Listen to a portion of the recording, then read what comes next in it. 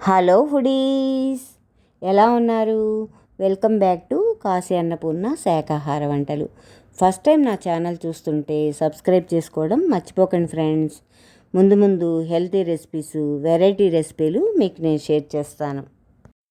ఇవాళ మన ఛానల్లో రెసిపీ వచ్చేసి వేడి వేడి అన్నంలోకైనా రొట్టెల్లోకైనా అద్దిరిపోయే టేస్ట్ ఉండేటువంటి పచ్చి మామిడికాయతోటి పప్పుచారు ఎలా చేయాలో చూపించబోతున్నా ఫ్రెండ్స్. ఈ విధంగా చేసినటువంటి పప్పుచారుతో అన్నం కలుపుకొని తింటే ముద్ద ముద్దలో అమృతమే, అంత బాగుంటుంది. ఇంకెందుకు ఆలస్యం, చూద్దాం పదండి ఎలా చేయాలో. ఇవాళ నేను ఈ పప్పుచారు చేయడానికి పచ్చి మామిడికాయని పుల్లటిది తీసుకున్నా. పుల్ల మామిడికాయన బాగానే ఉంటుంది, అలాగే చిత్తూరు కాయలు దొరుకుతాయి కదా, ఆ కాయలతో కూడా చేయొచ్చు. ఇవాళ నేను తీసుకున్నది మామూలు రౌండ్గా ఉండేటువంటి పుల్ల మామిడికాయ తీసుకున్నా. ఒకటి శుభ్రంగా కడిగేసేసి స్టవ్ వెలిగించి కుక్కర్ పెట్టేసి ఈ మామిడికాయని కుక్కర్లో వేసి కాసి నీళ్లు పోసేసి మెత్తగా ఉడికించేసి పక్కన పెట్టుకోండి. స్టవ్ ఆఫ్ చేసి,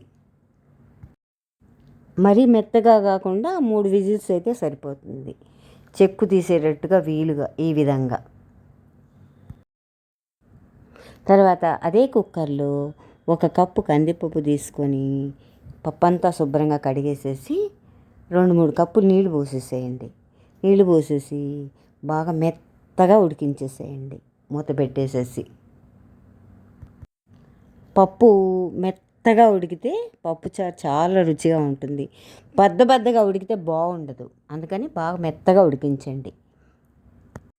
తర్వాత ఉడికించి పెట్టుకున్నటువంటి మామిడికాయని ఒక ప్లేట్లో తీసుకొని పైన ఉన్నటువంటి చెక్కంతా తీసేసేయండి. ఈ విధంగా శుభ్రంగా ఆ చెక్కు తీసేసి ఆ గుజ్జంతా కూడా చాకుతో తీసేసి ఒక కప్పులో పక్కన పెట్టుకోవాలి. తర్వాత స్టవ్ వెలిగించి కడాయి పెట్టి కాస్త ఆయిల్ వేసి, ఆయిల్ వేడెక్కగానే 1 స్పూన్ ఆవాలు వేసేసి అవన్నీ చిటపట్లాడంగానే 2 ఎండుమిరపకాయలు, 4-5 వెల్లుల్లి రెబ్బలు, అలాగే కాస్త కరివేపాకు, ఇంగువ వేసేసి సన్నని మంట మీద ఆ పోపు అంతా కూడా మాడకుండా వేయించండి. ఇంగువ కాస్త ఎక్కువే వేయండి, చాలా బాగుంటుంది ఇంగు పోపుతో చేసినటువంటి పప్పుచారు. తర్వాత ఆ పోపు అంతా వేగంగానే ఉడికించి పెట్టుకున్నటువంటి కందిపప్పుని అందులో వేసేసి కాస్త నీళ్లు పోయండి, పెద్ద కప్పుడు వాటరు. అందులోనే మామిడికాయ ముక్కల గుజ్జును కూడా వేసేసి కలిపేసేయండి, పప్పుని గుజ్జుని కూడా బాగా. తర్వాత ఆ గుజ్జంతా కూడా పప్పులో కలిసేటట్టుగా బాగా ఎనిపేసేసేయండి గరిటతోటి.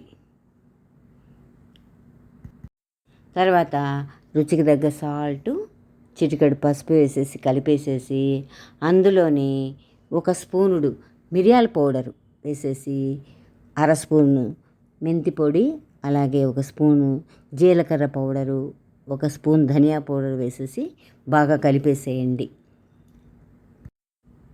అసలు ఎంత బాగుంటుందంటే ఈ చారు ఘాటుగా చాలా బాగుంటుంది, వెరైటీగా.